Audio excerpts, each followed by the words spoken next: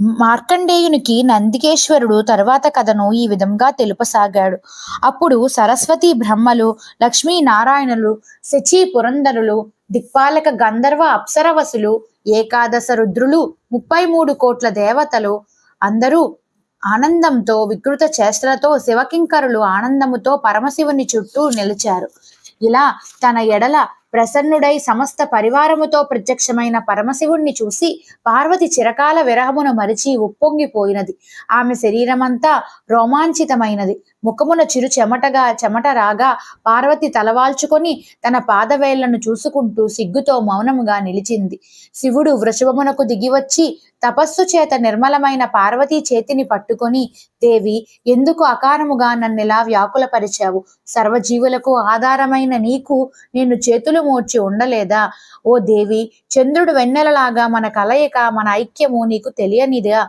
నీ ఈ ముగ్ధత్వం అనాది సిద్ధం కదా. సుకుమారమైన నీ దేహమును ఎందుకు ఇంత కఠిన తపస్సునకు గురి చేశావు? నీవు లక్ష్మిని, నేను హరిని.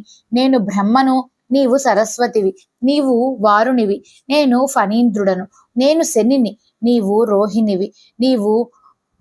నేను సముద్రుడను, నీవు శచివి అని సమీకరుడను. నీవు ప్రకృతివి, నేను పురుషుడను అని తెలుసుకున్న దానివి నేను. నీవు తెలివివి, నేను అర్థము వాక్కుని నీవు.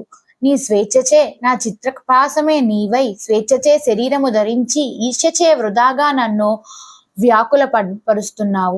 దీనికి నేను ఇప్పుడు ఒక ఉపాయమును కనుగొన్నాను అని శంకరుడు పార్వతిని ఎత్తి తన ఎడమ భుజమునందు కూర్చోబెట్టుకున్నాడు. సిగ్గుతో పార్వతి శివునిలో ఒదిగిపోయినది. ఇలా ప్రేమగా కలుసుకున్న శివశక్తుల శరీరములు ఏకమై 2 సగభాగాలు కలిసి పట్టుకొనబడినట్లు ఉన్నాయి.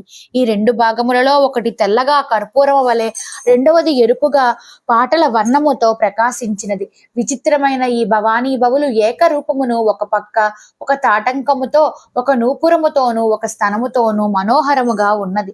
తన వామభాగమును అర్ధాంగికి ఇచ్చాడు కనుక ఆనాటి నుండి శివుడు వామదేవుడు అని పిలువబడుతున్నాడు.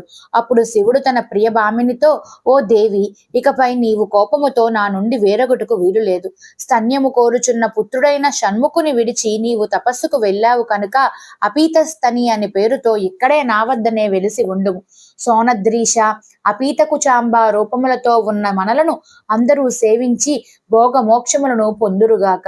నీ అంశతో జన్మించిన దుర్గా మహిషాసుర మర్దినిగా సర్వమంత సిద్ధి ప్రదాయిని అయి ఇక్కడే నివసించును. పాపనాశన శివుడు తన భక్తి శ్రద్ధలతో సేవించిన వారికి వరములిచ్చుగాక. నీ అనుగ్రహము పొందిన ఈ గౌతమ మహర్షి తపస్సు ఫలించుగాక. అతని కీర్తి చిరస్థాయి అగ్గాక.